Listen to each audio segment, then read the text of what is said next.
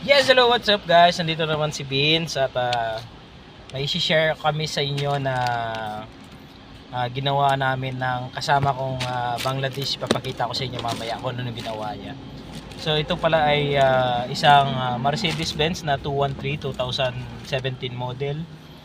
Sira yung kanyang, to, yung sunroof, ayaw magbukas.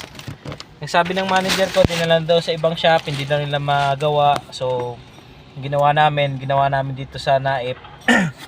At ang hatol ko nito is railing, yung railing niya, yung dinadaanan kasi basag, kaya ayaw umangat yung salamin.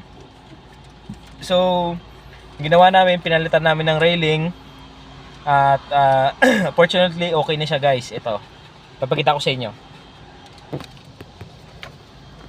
Yan, ito yung gumawa. Hello. Yung kasama ko, yan, si Kausar. Ako yung nag-diagnose, tapos tinulungan ko siya kung paano mo gumawa. Ayan, nakikita nyo, bukas yan, oh. Bukas yan, yan. So Kausar, try to close. See, nakikita nyo guys, gumagana na siya. Ayan, close the sunshade.